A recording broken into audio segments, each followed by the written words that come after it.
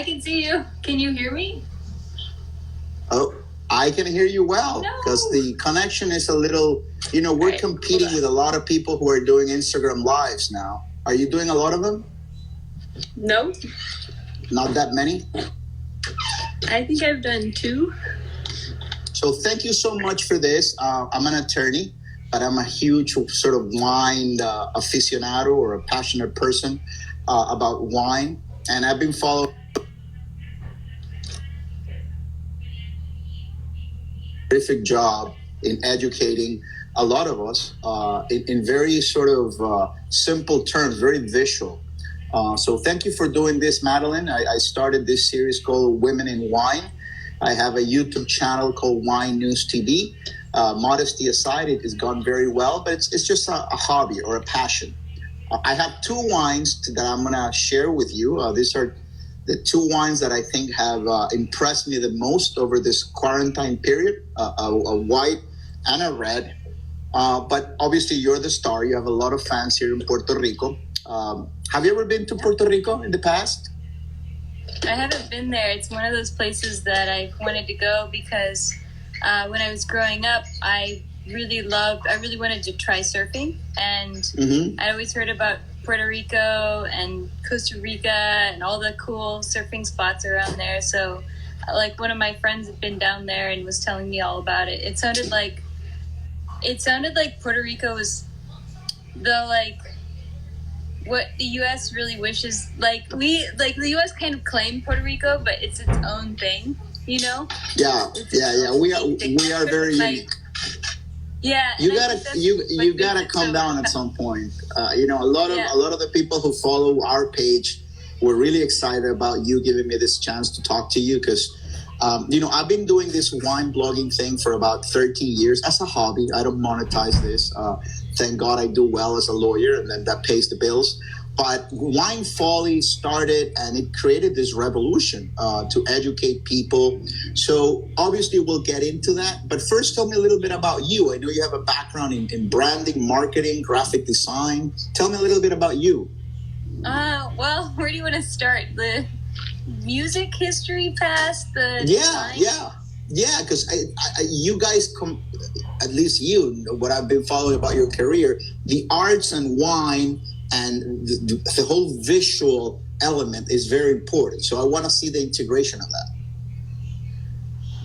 It was really something that started with my desire to be a musician, and I wanted to make an album, and I was also an illustrator. My mom's an artist, and she's also an engineer, and so she was always like, you can do art, but make sure you do good in math. Okay. And so I sort of kept focused in the arts. I did a lot of, I studied music technology and composition in college, and I ended up getting a dual major in music technology, composition, and fine art, because I knew if I graduated, I wasn't going to get a job doing music. That's it's something hard. You're either a performing musician or you figure out how to become a producer and you start doing production. And that's what I wanted to do. As a music producer, and I was a singer, and I would basically play all the instruments and I put all the song together. And then I knew a thing or two about art, so I would make my album covers and that sort of thing. And as a side job, I worked as a graphic designer, and it was back in the days of when Yelp was just getting started. Yeah, I remember. Yeah. So go ahead. So I used to have my job as a graphic designer was to go to these local businesses around Los Angeles where I lived, and get them online, which was like me and a marketing girl. She's running around taking photos while I'm trying to make like an advertisement for this business within 2 hours. So I got really scrappy and fast at design in that sort of time period, because you really had to pump out works, So that was my background. It was a hustler designer in Los Angeles. I was not making very much money at all. I think I made maybe the equivalent of like a school teacher's salary, or even less, because I didn't get benefits or anything like that. and I was trying to get my music off the ground, and then my dad sent me a wine subscription as a gift when I turned 21, and it was like the fanciest thing I got. It was not an expensive. I love it. Subscription. It was just a affordable, 2 bottles a month I received, and every single month they would come in, it would be something new. And part of the excitement was that I didn't know what it was, and every single bottle was like a story that I had to unravel the secrets. How long ago was this? How many years ago was this? Well, I turned 21 16 years ago. Okay. Right? I'm 31. So that's how long ago it was. And prior to that, were you exposed to wine growing up? If your dad gave you that, I have to assume that he was a wine drinker. He liked wine. Yeah. So him and his dad and like his dad's side of the family are they're kind of like, I don't know what you would call this, sophisticated educator people. Okay. Like my grandfather was the dean of the math school at a college in the South in Tennessee, and my aunts are in. My aunt has a PhD in math. My uncle is in math too. They're all math people, and so they're kind of sophisticates a bit, and they're very logical thinkers, and they like to sit back and slow down and enjoy things. And I think wine sort of encompasses that. Sort of sit back, slow down, and enjoy sophisticated things. But they weren't really highbrow about it. They would just buy wine as their beverage of choice when they were, getting sloshed in the holidays. So it wasn't like my grandfather was the only one that was super into wine, and It has to happen. I have you, one of the biggest influencers out there, and this crap happens. So sorry for this. I've had perfect conversations with other people. So sorry. I don't know. I think it might be me. I haven't had a problem all day, but my internet looks really poor, and I'm sitting right next to the Wi-Fi unit. It's fine. It's an honor to be with you. I'm getting you fine right now. So you're telling me that your granddad was the wine connoisseur more than your dad. I went down into his cellar in Tennessee, Tennessee's a crazy. Can you see me now? Yes, perfect. Now you're indoors, right? I'm back in my studio. I'm like giving up on being outside, and I'm gonna pour some wine because this is really annoying. Frustrating. Let me ask you about California with the fires and everything. We've been seeing a lot of news out there about what's happening. How are things for you? It's actually really bad here in the Northwest. Oregon had horrible fires, and the air quality it's still bad outside. A bad day in LA is like 135. A rating of 135 or so of these micro small particles that can go through into your lungs and cause damage. And in the last week or so, it's been about a ratings from about 350 and down. Today it's a little bit better. It's just under 200 today. So it's really bad air quality, and it makes me wonder what we're going to have to do if climate change is a real thing. This is very obvious that it is. It's totally real. I mean, it's totally real. Those who deny it, I really cannot sit down and have a chat with them. So you were telling about your grandfather. He was like the wine connoisseur. So you in many ways. I found a bottle. Okay, go ahead. You went to his cellar. I found a bottle of Chateau Haut-Brion. That wine in the cellar, which is, if you don't know, it's one of the top 5 premier cru Class A, premier cru Class A's of Bordeaux. So the 1855 classification, blah, blah, blah. They picked basically 4 wineries, and then they upscaled one and they made it 5, and those are supposed to be the best in all of Bordeaux. Now, if you are like me and you're not really down with classifications, you'll realize that there are a lot of really great producers there. But for me, for just beginning, it was the chance to taste something that everybody else thinks is the best wine. And it was a 1990 vintage, and I decanted it right, and I served it to my grandmother. And I'd also had because we were waiting for it to decant, another bottle of wine. It was a Reserva Malbec from Argentina. Okay. And my grandmother, when we started tasting the wines, my grandmother was like, I like the Malbec better than the Aubryon 1990. Okay, which was a good vintage, as a matter of fact. At the end of the day, it's what you like, right? So you were exposed to bottles of wine growing up, right? And my question, and I always ask this to my guests, do you have this special wine, your first love, or a unicorn wine, that wine that sort of changed things for you? For me, it was a Priorato wine. Loved it. Can you recall that first wine that really knocked your socks off?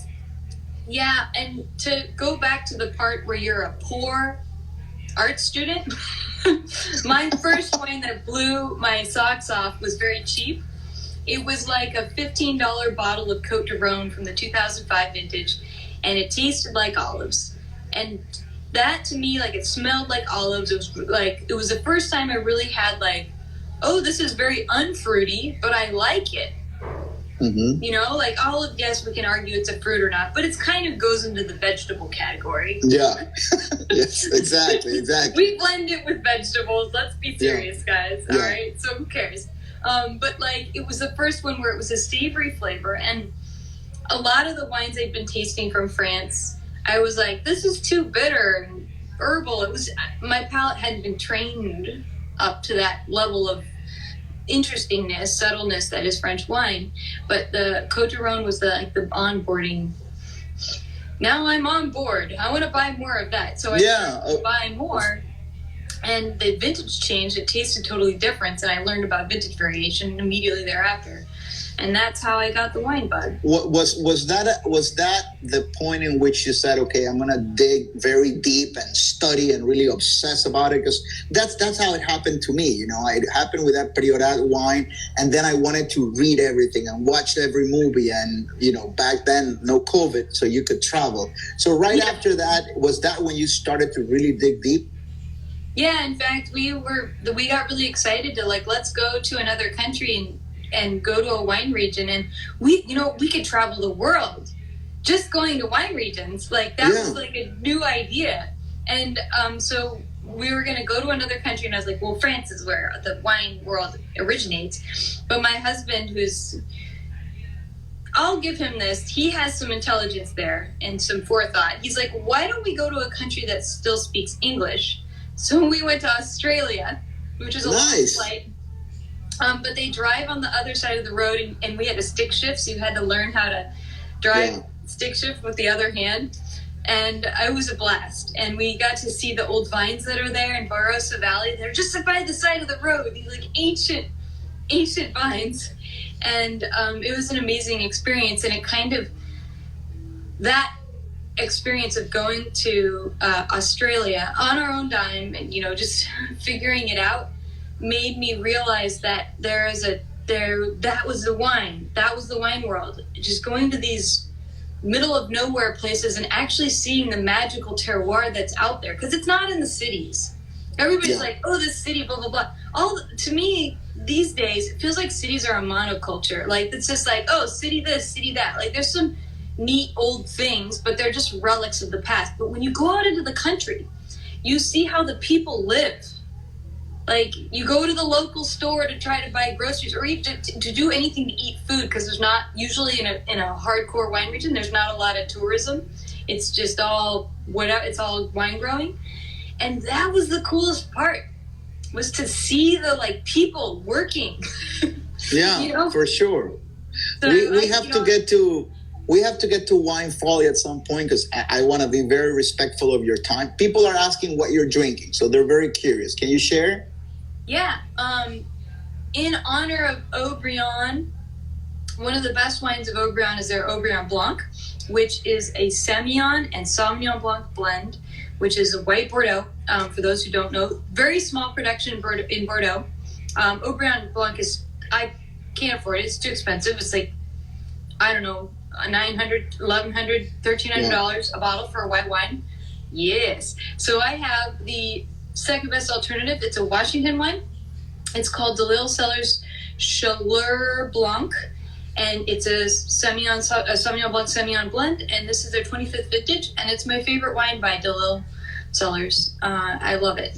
Yeah, DeLille, I've had some of their reds, delicious, of course. I love those wines from Washington State. So at what point, because one of the first readings for me was Wine for Dummies, right? This was 2005, 2006. And at some point when Wine Folly came about and I started seeing the publications, I kind of saw the future, right? Very visual, wine explained in very, very simple and visual terms with colors and with a lot of humility. That's what I really like, because the world of wine can be a little snobbish, and it can throw out, it can sort of segregate people, if you will. So yeah. How did Wine Folly come about? Well, we were always about not being snobby, but one of the things that my husband really pushed home for me is like, don't say that you're not snobby, show it. So do it in everything. So every single thing would have to run through a snob test.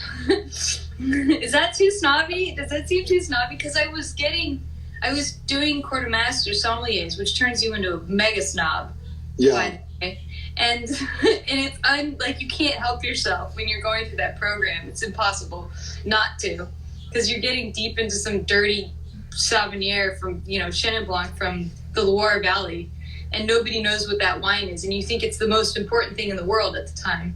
Anyway, that was one thing we did, and the other thing was information wants to be free.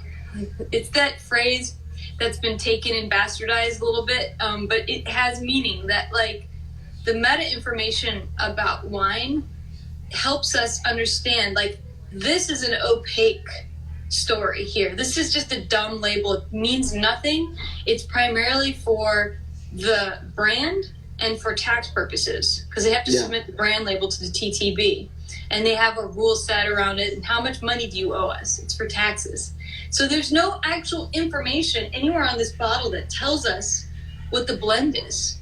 Like, what grapes are in this freaking bottle? Nobody says this. What does this wine taste like? And so that infuriated me.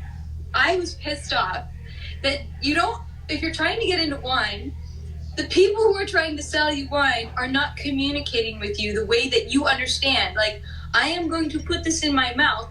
What does it taste like? Yeah. So we start there. That's how we start. What I love about Wine Folly, and to this day, you guys have kept that. Are you still involved with Wine Folly full time? Yeah, it's a more than full-time job, buddy. Yeah, I know. But what I love about Wine Folly is that you come to people. People don't have to climb up a ladder and get to your level. Like you in many ways, you bring democracy to wine knowledge, and it's free. I mean, it's the graphics. I used to say them. I used to screenshot them and keep them with me. So you've done a lot. Does your husband have a background in branding or digital arts or visual arts as well? No. Those are all my graphics. Okay, so those are designs that you make and that you've come up with. Yeah. So my husband helped me start the business, and he did all the operation side of actually how do we make money, because it's very opaque as to how we make money. It's very difficult. Yes. Because we give so much away for free. And thank you for that. Yeah, and so he helped me turn these pretty designs and this free website into an actual paying business that pays our salaries. And then, so he stopped working for Wine Folly shortly after his dad passed away. I just think when you work with your husband, You know, people who are listening, what it's like if you work with a significant other, how difficult it can be. We stopped loving each other for a while there. You know, there was still love, but there was a hate there too, because I did things differently than he did, and he did things differently. He did a great job, but I don't know that he thought I did a great job. It's ironic. How did you guys come up with the name Wine Folly?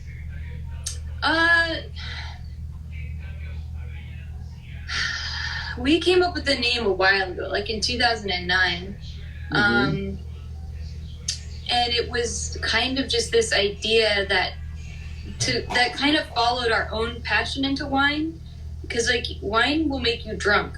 Like, why would you care so much about wine? Yeah. You know, so that was kind of the impetus for the name. And for years, people made fun of us for the name because they were like, why would you pick a name like Folly? Like, what are you? But the name conveys humility. The name conveys that it's okay to make a mistake. You know, there are so many snobbish people that they smell a wine and they scream, this is a premier cru from Burgundy, and they're drinking something from the New World, right, from Chile. So even in the name, people feel comfortable with it. You know, the more I taste, the less I know. That's the way it is for me. You know, I have this tremendous doses of humility, humbleness of sorts. Like, I make so many freaking mistakes. Okay, I don't want to abuse your time.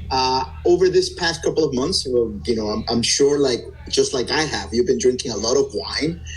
Any wines that have impressed you that you had not tasted before? The one that you're having, you told me that you love it and you probably had it many times, but have you made any discoveries in this quarantine period? Oh, yeah. Well, we posted a video on YouTube. My friend was liquidating a cellar of a gentleman who passed away, and he had a bunch of wines in there, and they were at, like, really great prices, and I bought some older vintages of Betts. It's a Washington wine producer, makes Syrah. And Syrah is one of those grapes in Washington that I'm like, I think that might be one of their best grape varieties. So I agree.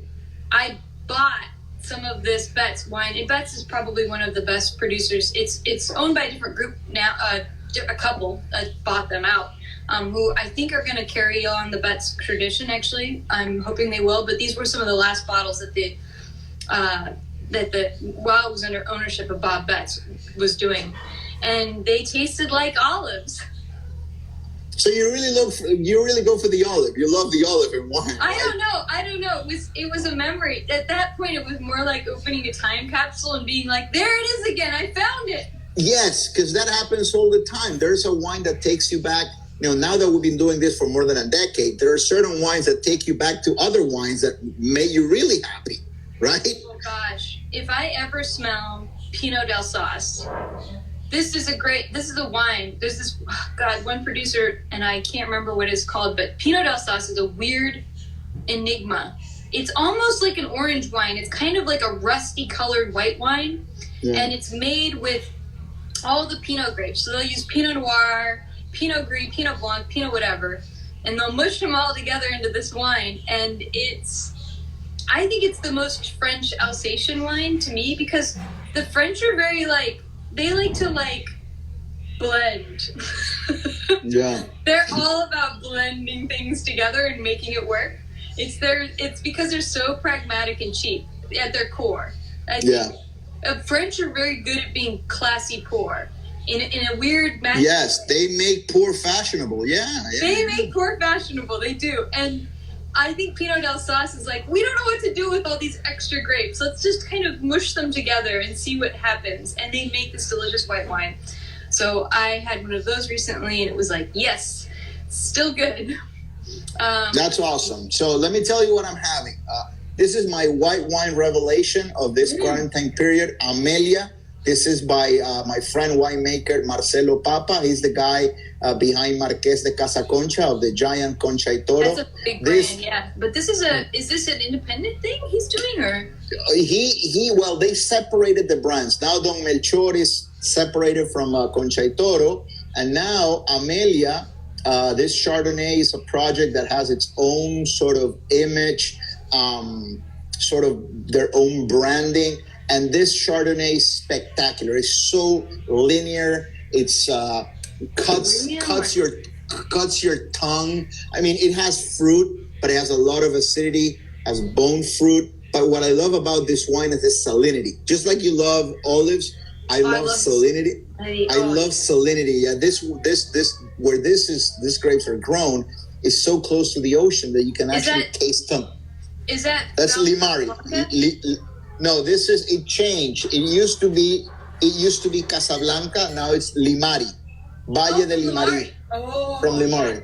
Yeah, I had some. So Limari is weird because it's totally a desert, like hardcore desert, and there's this little tiny valley that runs down into the and it's right along the coast where they grow the grapes, basically. Like they get the saltiness. But I've had some wines from there, and I know what you're talking about. Sometimes I get kind of. Do you smell the corn kernel at all on the nose at all? Do you smell a little bit of like corn here? kernel? Let me see.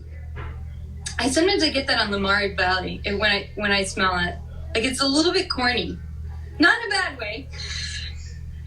Have you been all over the world because of your work, right? So you've traveled to many wine regions. I've traveled to a few, not as many as I have knowledge on. I have a lot of deep knowledge because I do a lot of deep research and drive around on like Google Maps if I'm desperate. I have been to a lot of places, but I've also turned a lot of trips down. I've probably turned about 20 to 30 international trips down to go to places I've really wanted to go.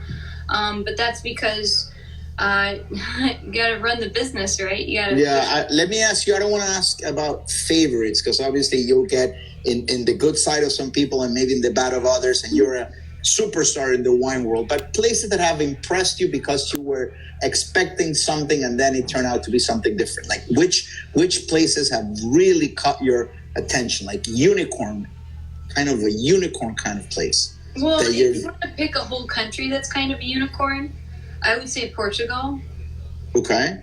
And I don't know, has anyone ever said that to you, Portugal? No. You're very unique, Madeline. You're one of a kind. Portugal, because of the different types of grapes, styles, regions. Why Portugal? All the things. Okay. All the things. So they have all these grapes you've never heard of and tried. They have these grape varieties that Alentejo, and those grapes that they make. Yeah. So you could swear that you were drinking high-end Burgundy, an 10-year-old aged white wine, right? And you're just like floored by its beeswax notes and all this like incredible texture and flavor. And it's like a $10 bottle of Arinto from somewhere in Portugal. Yeah. And that place impressed me, and I haven't been to a place since then that hasn't really I'm so excited to get to Eastern Europe. Okay. I'll tell you that much. I feel like Eastern Europe is going to feel really similar to me. Like, get me to Croatia, move me farther east in Eastern Europe, get me over there and check it out. Because, I was very impressed with Portugal for that reason. And the same thing with Greece. And Greek wine is a hard pill to swallow because the red wines have a lot of tannin. They have a lot of tannin. Yeah.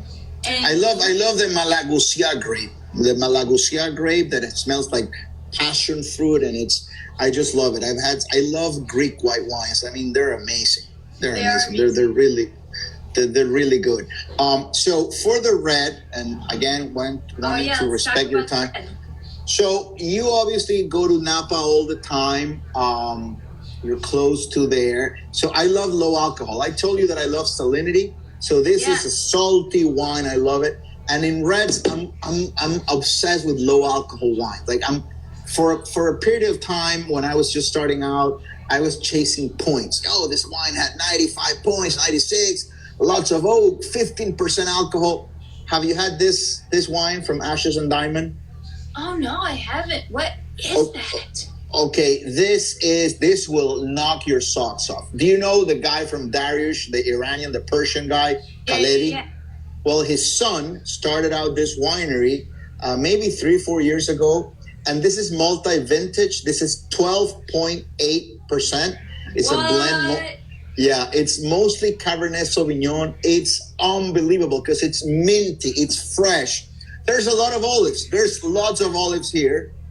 Tapenat, lots of olives. This winery, I mean, it's making wines in old school, right? It's basically a blast to the past, and wow. They are making wines that they make single vineyard Cabernets, and they're 13.2. You know, so awesome. This is you should seek this out. Any reds you've had aside from the Syrah from Betts over this past couple of months? Let's see. Memorable ones. I was drinking a lot. Like every night we were drinking something, opening something. Something that you said, I need to write about this. Like it moved you to write because you're a great writer as well. It'll come back. Red wines haven't been impressed. I mean, I've been drinking a lot of the same, like, I had a really good Barolo recently that was like, well, it's Barolo, you know, like, so, well, I don't know. It wasn't expensive, though. It was called Tredeberry, and it was Tredeberry. And yeah, it was really, really delicious and like perfect textbook Barolo for $40. Seemed like a really good value because Barolo is so expensive usually. So that was really good. But I'm like,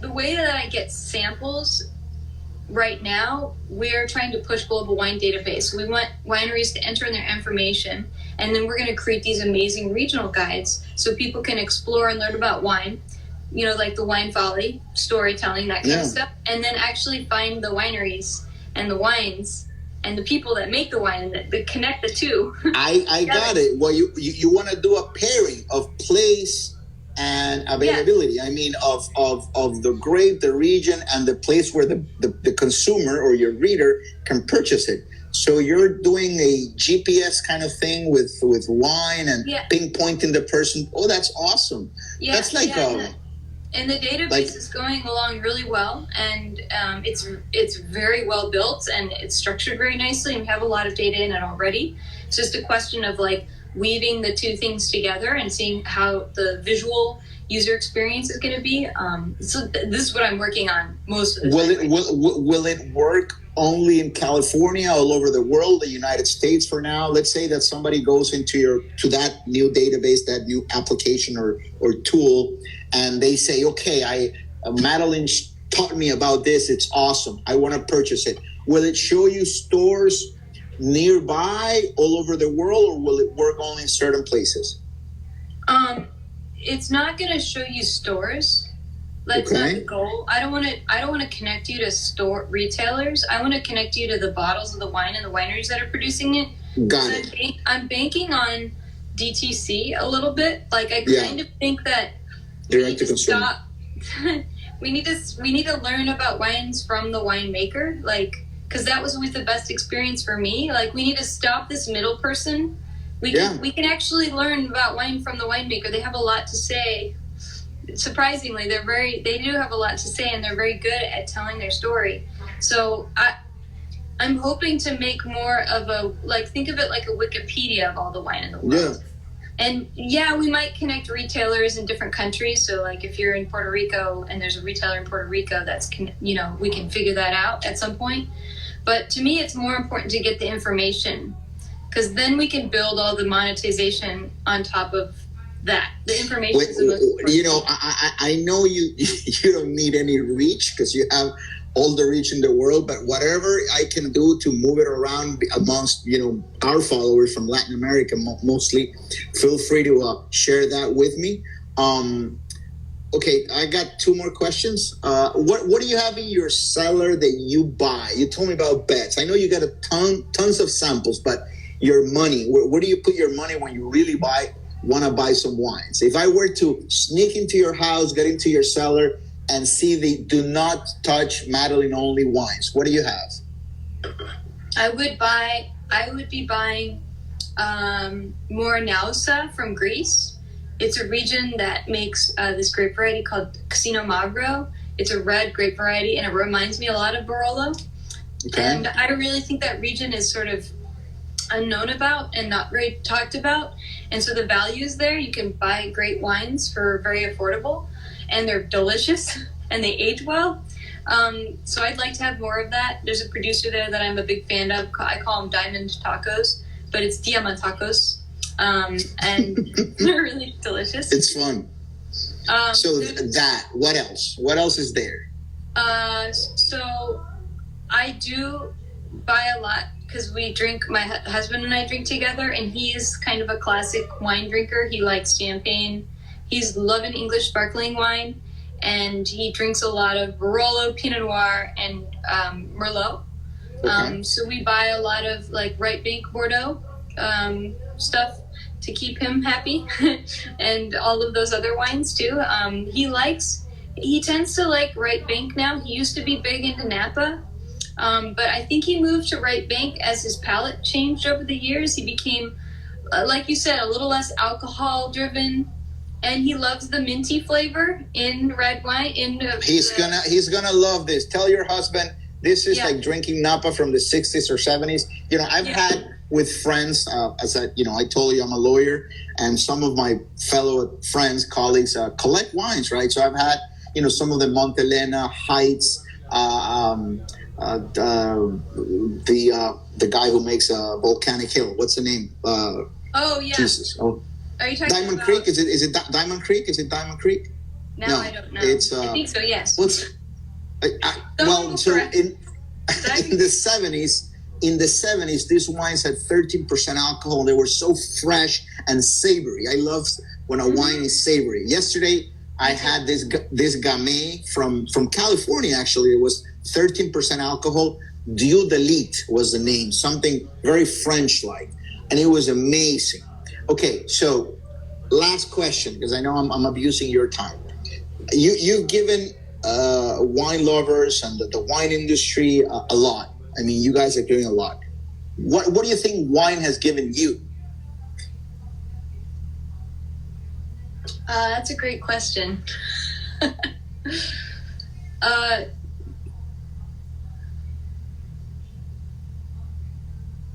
As an artist, speaking from an artist perspective, I was always very afraid to put myself out there because it was always about me. Like as a musician, it was always about me. I had to talk about myself and my vision and this thing. And I always thought that was a lot of bullshit. I mean, I went to art school and my other students would be like making up stories about themselves, or maybe they were real, it didn't matter. Like my life is interesting because of the things that I do. And I'm not really good at actually talking about my story, even through all the things that I've been through. But wine gave me an opportunity to get behind something that was so layered and had so much depth and was so interesting, and I could be a champion of that thing. I didn't have to be a champion of myself. I could just be a champion of wine. And removing me a little bit from the picture actually helped me succeed because I was no longer afraid of being out there. It's really hard it's always been really hard to put myself out there. I don't know if it's just me or if it's something that people like me experience, but I always have a little bit of like a, what do you call it? I think wine channels you very well. There's this Chilean poet, Pablo Neruda, who was, once he was asked to describe himself, and he said, if you ask who I am, I couldn't say, but if you ask my poetry could tell you who I am, right? So you channel wine. I mean, wine channels you very well, and you come across as, and I mean, it's amazing. Obviously, you've had so many accolades. Thank you, Madeline. Thank you so much for your time. It's been great. I'm a great fan, and you've given a lot to us as wine consumers.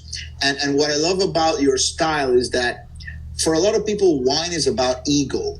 and you remove the ego. There's no ego. Like it's all about information, facts. Now we're living in the alternate facts world. So it's a very fact driven. It's information and communicated in a way that ego is nowhere to be seen. So I salute you for that. This is how you toast in the coronavirus age. You click the glass. Thank you so much. Please live to 100 or more. All right, I'll work on that. Take care, Madeline. Bye-bye. Have a great night. Take care. Bye.